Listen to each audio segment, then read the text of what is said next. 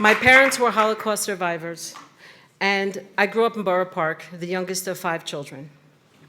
Being the youngest meant that most of the people around me had power and authority over me. To be okay, I became a conformist. I tailored myself to my environment. I became a people pleaser. My earliest goals were to obey, to stay out of trouble, and stay below the radar. I became a gifted chameleon. I made people laugh whenever I could. I was a good, respectful student who didn't need help with my homework. And I pretended to be okay coming home to an empty house after school every day. As a good Beis Yaakov girl, my life had a preset path carved out for me when I was born a female in that family, in that community, in that generation. This part may sound familiar to some of you. The pinnacle of my existence was to find a husband, get married, and have children. So pretty much a frum girl's life peaks anywhere from 17 to 21. Anything after 21, it's already part tragedy. I avoided tragedy by getting married at 20 to someone I hardly knew, and I hoped for the best. Here's where my life goes OTR, off the rails, okay? See, the community made a lot of promises to me, quid pro quo promises. Be a good girl, dress, behave modestly, follow the rules, and Hashem, God, is going to gift you with a wonderful husband, a happy home, and lots of healthy kinderlach. I tried my best to buy in. I conformed. I did what I was supposed to do. I wanted to believe I would have that comfy, stable, happy home life that I was promised. That didn't happen. And for a long time, I thought it was my fault. It had to be my fault. I was disappointed, I was confused, but I still had no crisis of faith because, frankly, my pre-programming game was strong. Even as my marriage got worse and scarier, I thought, if I can fix it, I'll fix it. But home life grew more volatile, and my children and I were not safe. I stayed 16 years until I realized I needed to get us out. I got an order of protection from family court, and my husband's response was to send a hazmana, a summons, to Beis Din, the Jewish courts. The community's threats of isolation, my kids being thrown out of school, and shunned if I didn't appear, had me dutifully respond and sign my freedom and equal rights as an American citizen over to the Beis Din, giving them power to handle my divorce. There was a part of me that still really believed they would help me, that my story, my situation was so black and white, and these are colors they really understand, that I would get help from the rabbis, that they would make an example out of us and show struggling families that they really were there to help. It turned out otherwise, okay? When I left my husband so that my kids and I could survive, the community left me. My Beis Din ordeal was brutal, demoralizing, and debilitating. My children and I were pawns in a nasty game of greed by rabbis who were more mafia-like than holy in their behavior. One of the first things they did was make me get rid of my order of protection. Then they told my husband he needed to keep paying the bills. I thought I was on a journey to my freedom. It wound up his journey to freedom. I got my get within 3 months of starting the Beis Din process, and that's when the bills stopped getting paid. You see, he had no responsibility to me anymore. I was a stranger. What about child support, you ask? Well, that became contingent on me being willing to give him power over the major decisions in my children's lives, and I simply couldn't do that.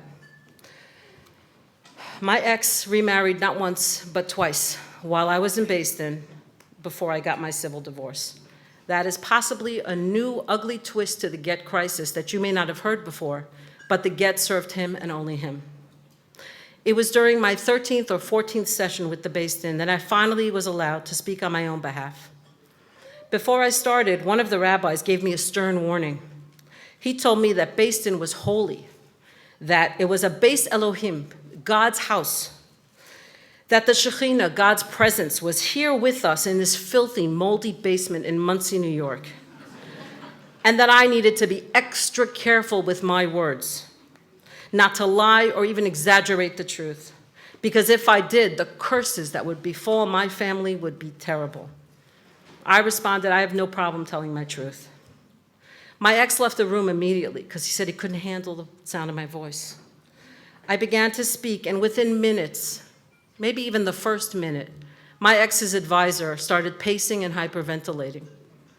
I tried to ignore him and maintain my composure, and at one point, he suddenly slammed his hand down on the table, startling everyone. He said, "Enough!" I said, "Rabbi, I'm not done speaking." And he said, "Oh, yes, you're done, because I'm going to put you in your place." I looked at him a little sideways, and I said, "You're going to put me where?" He said, with his eyes bulging with fury, "This man, this rabbi, who wore his woolen tzitzit on the outside of his clothing, who had one of those yarmulkes that covered his bald head from ear to ear, and a long white beard that was full of bits of his lunch. This guy says, 'That's right, I'm gonna put you in your place because you are a fucking bitch.'"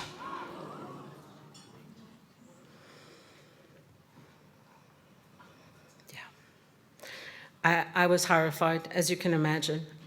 I looked around at all the rabbis assembled. They all looked pretty shocked, but none of them said a word or came to my defense. I waited a beat and then picked up my bag and walked out of there. I got to my car, and as I pulled around the cul-de-sac, my then husband was standing in the driveway, giving me the finger with both hands and laughing hysterically.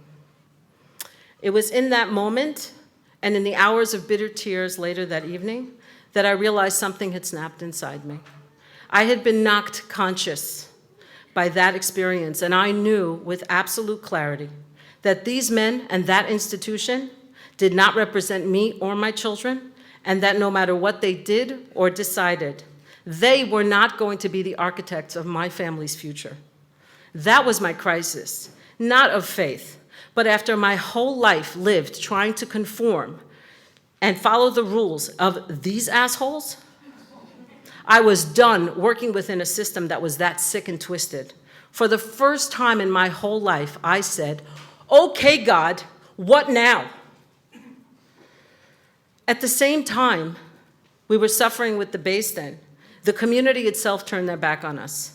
Within weeks of leaving my husband, people who had been at my Shabbos table weeks before would turn the other way in the grocery store pretending they didn't know me. It took a few more years to finish with that Beis Din, with them getting paid by the hour, more years with no child support, more years of feeling invisible in my own home. But my children and I made our home an oasis.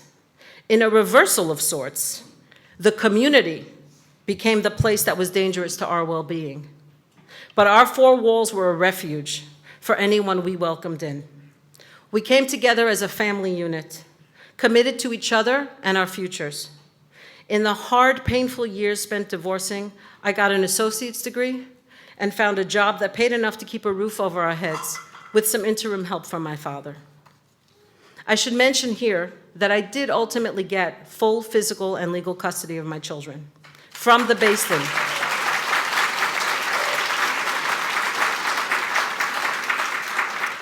And if you've been paying any attention to the divorce cases in the community, that might tell you everything you need to know about the man I was divorcing.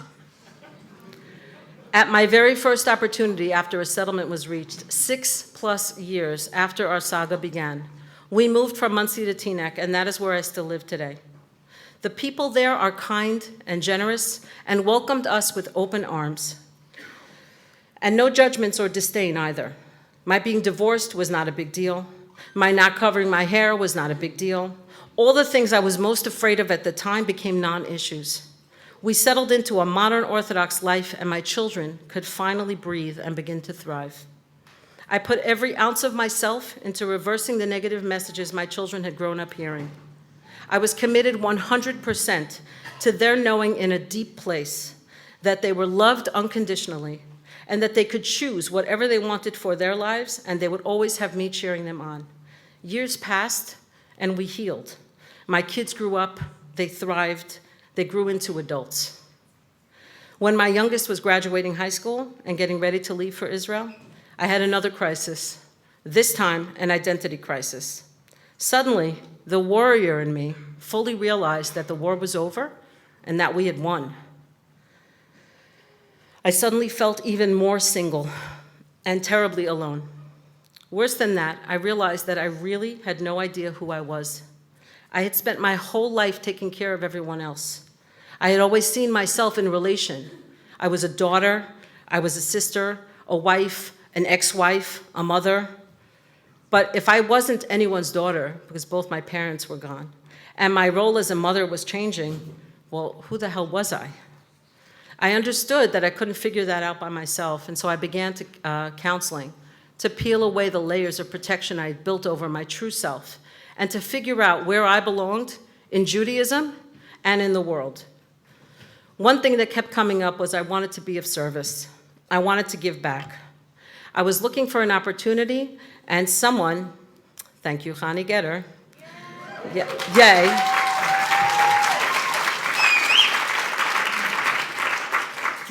Chani mentioned that Footsteps had a mentor program that I might be perfect for. I liked the sound of mentoring, so I signed up that same day and took the trainings. And that was my introduction and entry into this extraordinary organization. I didn't need Footsteps or their help for my journey. I did the heavy lifting before I ever knew Footsteps existed. I volunteered, I gave my time, my heart, and my energy to the people in the programs, and what I got back was a community without fences. I can be part of it when I want to be part of it. I believe in the right to believe what you want to believe.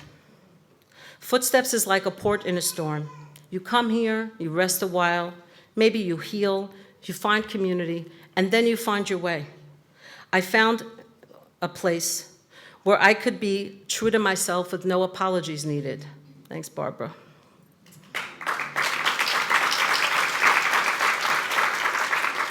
I found an extended family where I could listen and be heard, where I could love and be loved. I may not have needed Footsteps, but I don't know, honestly, what I would do without it. Footsteps, oh, go ahead. Footsteps has become such a vital part of my life. I've made great friends that I consider my chosen family. You all know who you are. I've enjoyed the programs and the drop-ins. Shout out to my Rockland group. And especially Yitzi. I've seen people follow their own paths and find themselves, and I can't imagine a better way to spend my free time than with my Footsteps family, all of you. Today, thanks in part to Footsteps scholarships, I am back in school pursuing a master's in social work.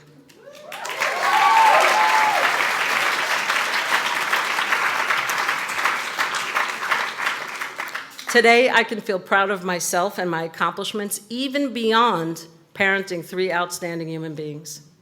Today, I am a student with a 4.0 GPA at Ramapo College. Today, I am a proud member of the MAC, the Footsteps Member Advisory Council, as a liaison between members and Footsteps staff. Today, I sit on the board of Sha'ar Communities, a progressive, radically inclusive Jewish community in Bergen County, and I have members of the board here with me tonight.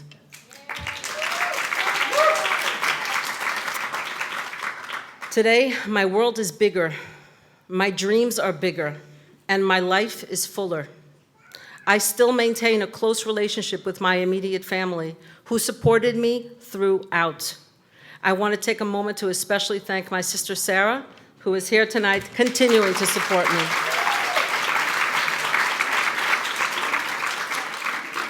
Here's the thing, I still tailor myself in some ways, depending on where I am or who I'm speaking with. So I'm still a chameleon, that's the truth. But today, I have a color that's all my own. Thank you.